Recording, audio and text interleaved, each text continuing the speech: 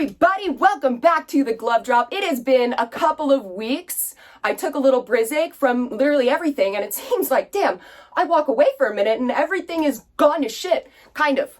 That's at least what it looked like going into last night's game. But before that, I hope everybody had a wonderful holiday season. I hope everybody had a wonderful New Year's, and I hope everybody missed me, because I sure as hell missed you, and I sure as hell missed this corner of my bedroom. Now, let's just hop right into it. It is Hot Girl 2023, and also Hot Girl, the Rangers are gonna win. That's what I also wrote down in my resolutions. 2023, Rangers, don't screw it up.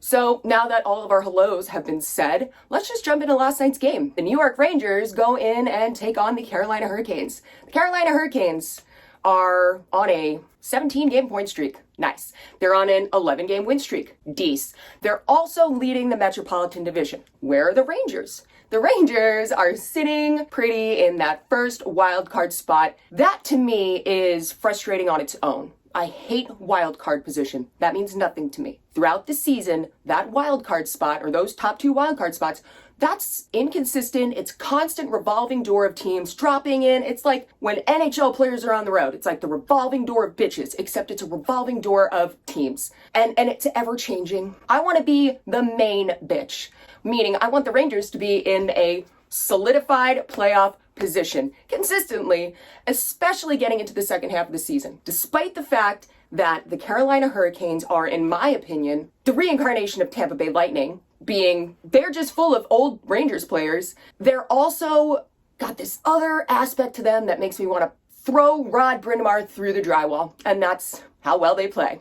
The Carolina Hurricanes have a very, very distinct way of playing, and that is they are, without a doubt, the strongest force in the ozone. They have every single player up there. The forecheck is mind-blowing, and they do not allow anything to happen when they are on that push forward, and they also do it when they head back. Everybody's on that coming back to the D, and it's just like, why don't we know how to do that? But they do it, and that is why the Carolina Hurricanes have been consistently a very difficult team to play.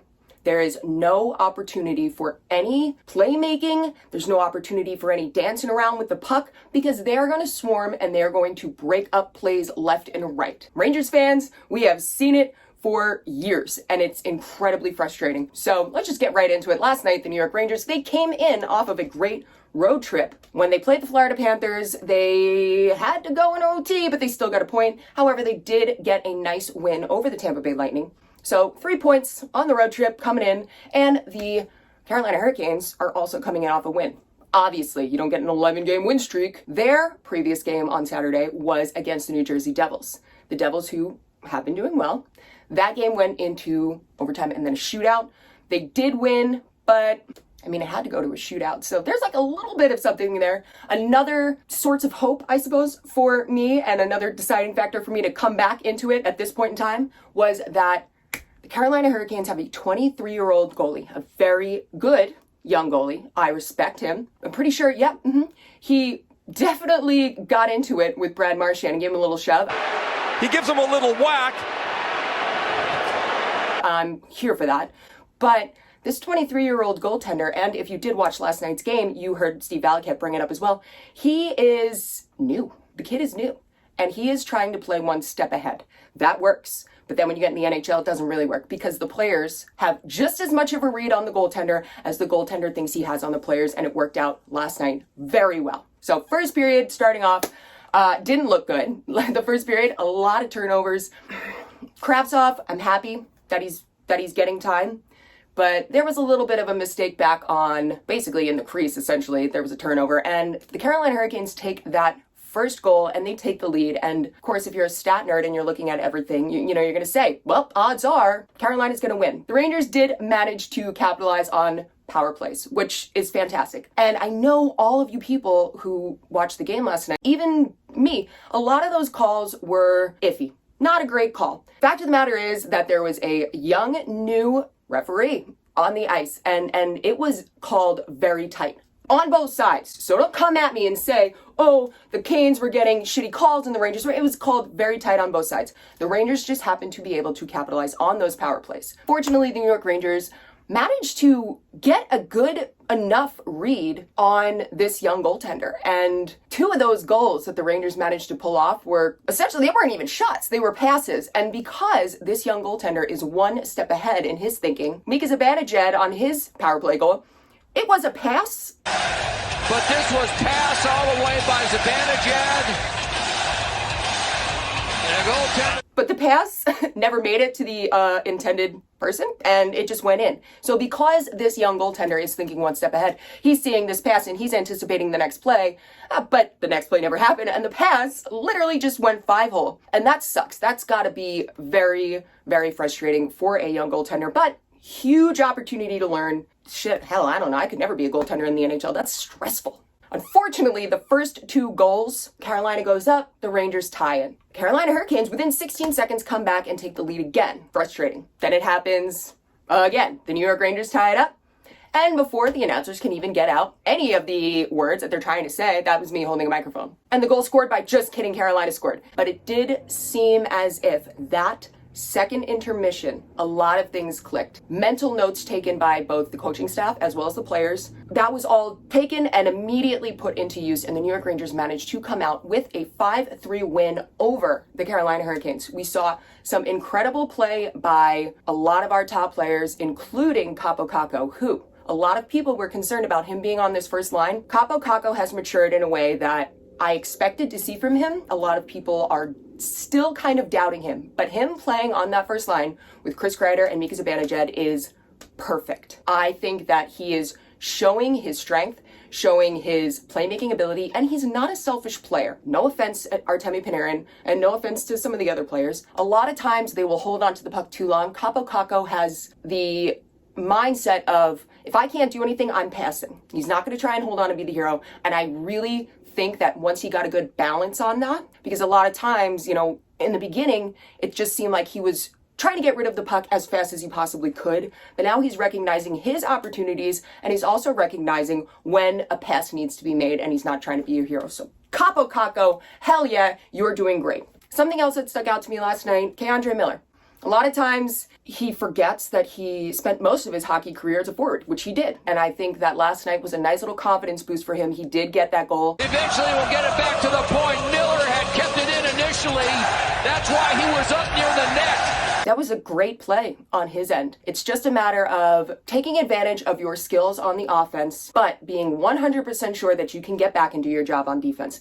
And I think K'Andre Miller is finally starting to get a little balance on that too. Something I noticed that pissed me right off though, on the Rangers power play. The Rangers power play is lights out most of the time. Last night, the Rangers had already gone 1 for 2 on the power play, and they go on a third power play. Artemi Panarin has already been on the ice for over 2 minutes, and they keep him on the ice. They keep him on that first power play unit. Why? If you look at the other power plays, especially ones the Rangers capitalize on, they're scoring, or they're at least getting shots off. Keeping Artemi Panarin on that first power play line, if he has just played a 2-minute shift and hasn't gotten off yet, is a bad idea. And it shows that it's a bad idea because during that power play where he stayed on the ice, not only were no goals scored, there was not even a single shot on goal. There's gotta be a better way. Like, there has to be a better option for if one of the players on your top power play line has already been out on a shift. They're not going to be as useful, and I'm sure that there is somebody else that could be put out there for that, just in that instance, that would make it a little bit more advantageous for the Rangers. Other than that, I think last night's game was incredible. I think that the resilience, which is the word we always use with the Rangers, has shown. I think that this is a great way to get into this second half of the season, and it was a hell of a way to end a winning streak. And this is twice. The New York Rangers seem to be on this little kick where they are looking at teams coming in with a streak, not being intimidated by it, but ruining it for them. They did it with the Toronto Maple Leafs, and I'm pretty sure they also did it for the New Jersey Devils 9-game home streak? Home or away? I don't know. But they messed that one up too. So the New York Rangers are ending streaks left and right. The New York Rangers are looking much more comfortable with some of their younger players, especially Kaapo Kakko. The power play is looking good. Maybe just tweak it up a little on that because we don't need guys out on the ice for 3.5 minutes, especially when we have other options. And this reading on goaltenders is something that the Rangers can, take with them into the next game. It's gotta be just as much of a read on the goaltender as they think that they have on the other team. With that being said, that was a hell of a game. The New York Rangers are playing again on Thursday. This is their shit. This is actually, in my opinion, going to be the test, because Thursday they take on the Montreal Canadiens. The Montreal Canadiens are like the biggest dust storm you've ever seen in your life. It's horrendous. The amount of goals that they are allowing in the last 4 games. They allowed 4 against Tampa, 7 against Florida, 9 against Washington, and then last night, pretty sure they allowed 6 against Nashville. They're allowing anybody who wants to get on the ice to score a goal. This could be an issue for the New York Rangers, because in history, we have seen the Rangers play down. They go into a game thinking that it's going to be an easy 2 points, and everything falls apart and it gets away from them. So this will be a good test for the Rangers. Very excited to see how that goes. That is, like I said, Thursday, 7 o'clock. So I will have a video up after that game. And in the meantime, if you guys want to check me out on all my other stuff, Instagram, TikTok, Twitter, Instagram and TikTok at The Glove Drop, and Twitter, it's at Tara Shea Fitz. I'll write it right here. Still blocked. Elon, what the... Hopefully that one will come back. Also, really quick, huge shout out to Third Assist. Check out this freaking hoodie, dude. Third Assist, they are a hell of a company. I have a pair of gloves from them. Really nice pair, and they're really warm. I use them for outdoor. This is their state sweaters. Check it out. They have all the states. Super well made. This is one of my favorite hoodies. Getting a lot of compliments at the rink. Love that. I will have all of their information down in the description below, so you can check them out. Once again, Third Assist, you guys rule. With all that being said, I am going to try and catch up on everything that's happened in the NHL recently, and check out this USA-Canada game. Connor Bedard, suck it. I'll see you guys all in the next one, and in the meantime, Alexis Lafreniere, will you put your head out of your ass and start acting like an adult? Thank you.